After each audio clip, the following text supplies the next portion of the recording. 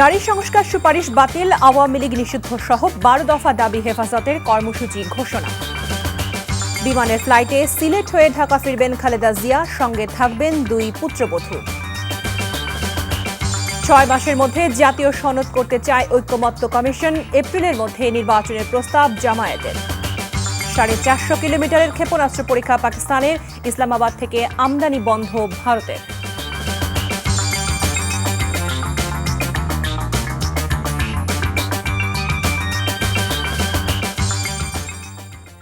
আসসালামু আলাইকুম, কানিজ ফাতেমা লোপা স্বাগত জানাচ্ছি এনটিভির সন্ধ্যার খবরে। ক্রাউন সিমেন্ট শিরোনাম দেখছিলেন, এবারে নিয়ে যাচ্ছি পুরো খবরে। নারী বিষয়ক সংস্কার কমিশন বাতিল, আওয়ামী লীগ নিষিদ্ধ, জুলাই ও শাপলা চত্বরে গণহত্যার বিচার সহ 12 দফা দাবি জানিয়েছে হেফাজতে ইসলাম বাংলাদেশ। রাজধানীর সোহরাওয়ার্দী উদ্যানে মহাসমাবেশে দলটির শীর্ষ নেতারা এসব দাবি জানান। দাবি আদায়ে আগামী 23 মে সারা দেশে বিক্ষোভ কর্মসূচির ঘোষণা দিয়েছে সংগঠনটি। মেজবাহ হাসানকে সাথে নিয়ে আরও জানাচ্ছেন নূর হোসেন। হেফাজতে ইসলাম বাংলাদেশের মহাসমাবেশ উপলক্ষে দেশের দূর দূরান্ত থেকে আসা সংগঠনটির নেতাকর্মীদের ঢল নামে রাজধানীর সোহরাওয়ার্দী উদ্যানে। আশপাশের বেশ কয়েকটি সড়কে নেতাকর্মীদের ভিড় দেখা যায়।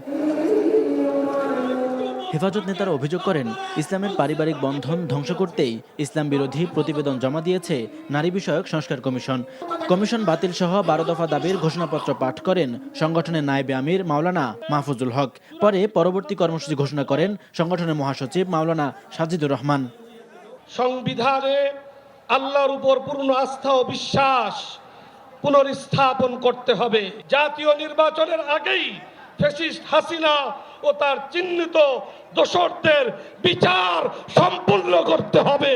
আগামী 23 মে শুক্রবার বাদ-জুমা এই 4 দফা দাবিতে দেশব্যাপী বিক্ষোভ কর্মসূচি পালন করা হবে।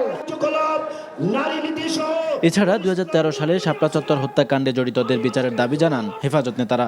বিগত স্বৈরাচারী সরকারের সময়ে হেফাজত নেতাকর্মীদের বিরুদ্ধে দায়ের করা মিথ্যা মামলা অবিলম্বে প্রত্যাহারের দাবি জানায় সংগঠনটি।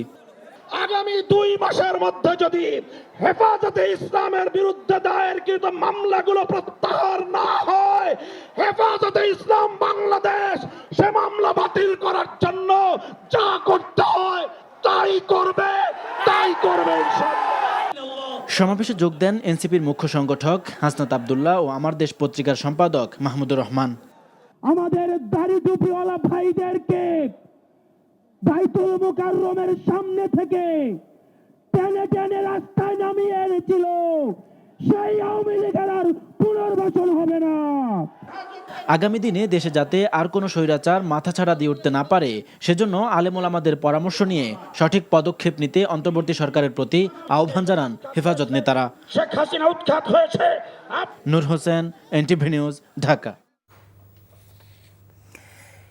চিকিৎসা শেষে লন্ডন থেকে দেশে ফিরছেন বিএনপি চেয়ারপারসন বেগম খালেদা জিয়া। খালেদা জিয়ার স্বাস্থ্য বিবেচনায় ফ্লাইটটির রুট লন্ডন সিলেট ঢাকার পরিবর্তে লন্ডন ঢাকা সিলেট করার প্রস্তাব দেয় বাংলাদেশ বিমান, কিন্তু অন্য যাত্রীদের কষ্টের কথা বিবেচনা করে তিনি প্রস্তাবটি নাকচ করে দেন।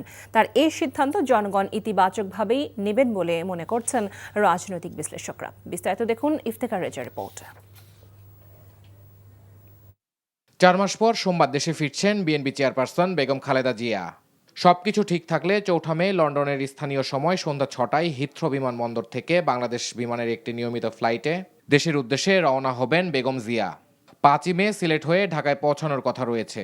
সফর সঙ্গী হিসেবে থাকছেন তার 2 পুত্রবধূ। বিমান কর্তৃপক্ষ অসুস্থ বেগম খালেদা জিয়ার শারীরিক বিষয়টি বিবেচনায় রেখে ফ্লাইটটি আগে ঢাকায় অবতরণের প্রস্তাব করলে যাত্রীদের ভোগান্তির কথা চিন্তা করে রাজি হননি সাবেক এই প্রধানমন্ত্রী। বিষয়টিকে ইতিবাচকভাবে দেখছেন রাজনৈতিক বিশ্লেষকরা। বলছেন এই পদক্ষেপ তার ত্যাগ, ধৈর্য ও আপোষহীনতাকে আরো উজ্জ্বল করে তুলবে।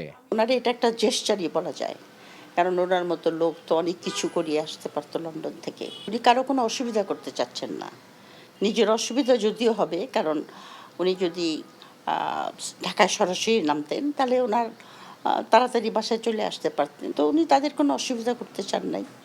এটাও তো একটা খুবই একটা মানুষজন অত্যন্ত ওনার যে মানুষের প্রতি দরদ, জনমানুষের প্রতি দরদ, সেই দৃষ্টিতে দেখব। আমরা তো সবাই নিজের সুবিধাটাই আগে দেখতে চাই। সেদিক থেকে আমি মনে করি এটা একটা খুব ইতিবাচক দিক ওনার জন্য, ওনার লিডারশিপের জন্য। দেশের বর্তমান রাজনৈতিক পরিস্থিতিতে বেগম খালেদা জিয়া অভিভাবকের ভূমিকায় থাকবেন বলে মনে করেন ডক্টর দিলারা চৌধুরী। বাংলাদেশের সার্বিক রাজনীতিতে ওনার ভূমিকা এখন অত্যন্ত আমি মনে করি জরুরি। এটা কোনো শুধু দলের দিকে তাকালে ওনার চলবে না, ওনার কিন্তু সার্বিক রাজনীতির দিকে তাকাতে হবে। বাংলাদেশ তো সংকটে আছে, সেই সংকটে উনি দলের ঊর্ধ্বে গিয়ে কথা বলবেন বলে আমি আশা করছি। এই যে সংকট, এই যে দলাদলি বিভাজন, এসব ব্যাপারে হয়তো উনি একটা রোল প্লে করতে পারেন এবং করলে আমাদের জন্য ভালো হয়, কারণ তার একটা গ্রহণযোগ্যতা আছে সব মহলে।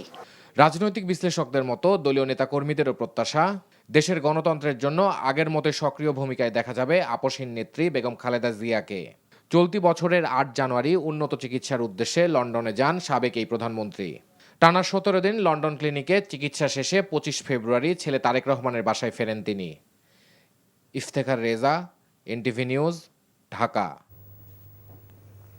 বিএনপি চেয়ারপারসন বেগম খালেদা জিয়াকে ব্যাপক সংবর্ধনা দেয়া হবে বলে জানিয়েছেন দলের মহাসচিব মির্জা ফখরুল ইসলাম আলমগীর।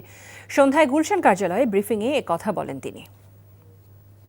আমরা আশা করছি যে আগামী 5 তারিখে দেশনেত্রী বেগম খালেদা জিয়া কাতারের রয়্যাল অ্যাম্বুলেন্স, সেই অ্যাম্বুলেন্সের ফ্লাইটেই তিনি আমাদের দেশে আমাদের মাঝে আবার ফিরে আসবেন। তাকে প্রপার অভ্যর্থনা জানানো এটা আমাদের নৈতিক দায়িত্ব। শুধু বিএনপি নয়, সারা দেশের মানুষ আজকে তাকে সেই অভ্যর্থনা জানাতে প্রস্তুত হয়ে আছে। নির্ধারিত সময়ের মধ্যেই জাতীয় সনদ তৈরির কাজ চলছে। রাজনৈতিক দলগুলোর মধ্যে মতপার্থক্য থাকলেও গণঅভ্যুত্থানে যে ঐক্যমত্য হয়েছে, জাতীয় স্বার্থে গণতান্ত্রিক রাষ্ট্র গঠনের জন্য রাজনৈতিক দলগুলো ছাড় দেবে বলে প্রত্যাশার কথা জানান জাতীয় ঐক্যমত্য কমিশনের সহসভাপতি ডক্টর আলী রিয়াজ।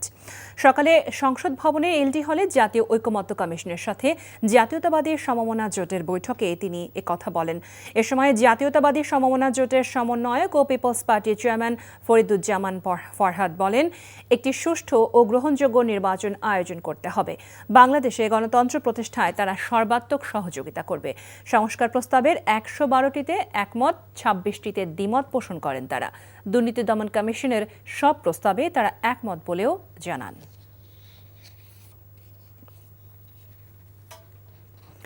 আগামী বছরের ফেব্রুয়ারির মাঝামাঝি অথবা এপ্রিলের মধ্যে জাতীয় নির্বাচন অনুষ্ঠানের জন্য প্রস্তাব দিয়েছে বাংলাদেশ জামায়াতে ইসলামী। সকালে মগবাজারের আল ফালাহ মিলনায়তনে 2 দিনব্যাপী দলের জেলা ও মহানগর আমির সম্মেলনের উদ্বোধনী অনুষ্ঠানে জামায়াতের আমির ডাক্তার শফিকুর রহমান এমন প্রস্তাব দেন। এ সময় তিনি আরও বলেন, অন্তর্বর্তী সরকারের উপদেষ্টারা যদি কোনো রাজনৈতিক বক্তব্য দেন তাহলে সরকার থেকে বের হয়ে যেন এ ধরনের বক্তব্য দেন। জামায়াত আমির আরও বলেন, পেশিশক্তি ও কালো টাকা মুক্ত ভোট এবং যোগ্যদের সংসদে চাইলে প্রতিনিধিত্বমূলক পদ্ধতিতে নির্বাচন করা দরকার। ফ্যাসিবাদ আমলের লুটপাট, পাচার ও দুর্নীতির শ্বেতপত্র প্রকাশের দাবি জানিয়ে পাচারকৃত অর্থ দেশে ফিরিয়ে আনার আহ্বান জানান তিনি।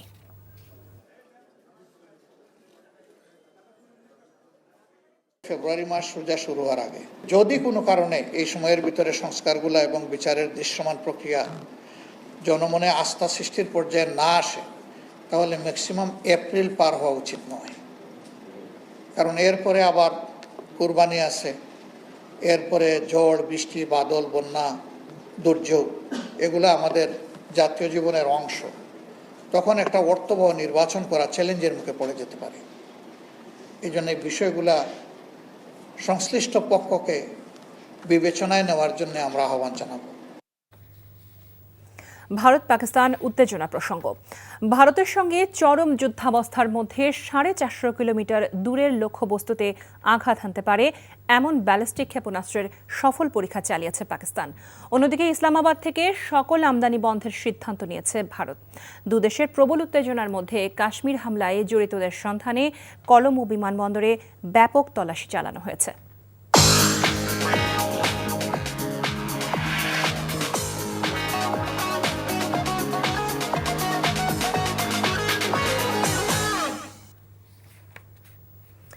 মার্কেন্টাইল ব্যাংক অর্থনীতির খবর। কৃষিতে ভর্তুকি প্রত্যাহারের বেশি চাপাচাপি করলে প্রয়োজনে আইএমএফ-এর ঋণ কর্মসূচি থেকে বেরিয়ে আসবে সরকার, এমন মন্তব্য করেছেন প্রধান উপদেষ্টার বিশেষ সহকারী ডক্টর আনিসুজ্জামান চৌধুরী। সকালে রাজধানী ফার্মগেটে কৃষি গবেষণা কাউন্সিল মিলনায়তনে কৃষি বাজেট নিয়ে আয়োজিত আলোচনা সভায় তিনি বলেন, উন্নয়নের ছবি দেখিয়ে মূলত অর্থনীতিকেই আইসিইউতে পাঠিয়েছিল প্রতীত স্বৈরাচার সরকার। উপায় না পেয়ে আইএমএফ-এর কাছে ঋণের ধর্ণা দিতে হয়েছিল। ডক্টর আনিসুজ্জামান বলেন, এখন আইএমএফ যদি সংস্কারের কথা বলে কৃষিতে ভর্তুকি তুলে নিতে চাপ দেয়, তবে সংস্থাটির ঋণ কর্মসূচি থেকে সরকার বেরিয়ে আসবে।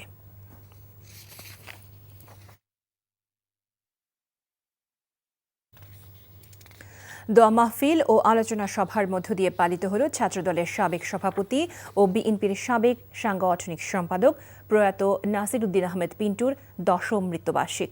বিকেলে রাজধানীর নয়াপল্টনে দলীয় কার্যালয়ে দোয়া মাহফিল ও আলোচনা সভার আয়োজন করে বিএনপির নেতাকর্মীরা। অনুষ্ঠানে বিএনপি চেয়ারপারসনের উপদেষ্টা আব্দুস সালাম বলেন, পিন্টু গণতন্ত্রের অতন্দ্র প্রহরী ছিলেন। বক্তারা বলেন, জনগণের মৌলিক ও গণতান্ত্রিক অধিকার প্রতিষ্ঠার লক্ষ্যে সকল স্বৈরাচারের বিরুদ্ধে আন্দোলন সংগ্রামে সামনে থেকেই নেতৃত্ব দিয়েছেন পিন্টু। আওয়ামী সরকারের সময় বিডিআর হত্যাযজ্ঞ মামলায় কারাগারে থাকা অবস্থায় মারা যান তিনি। পরে বিএনপি এবং তার পরিবারের পক্ষ থেকে অভিযোগ করা হয়, কারাগারে নির্যাতনে তার মৃত্যু হয়।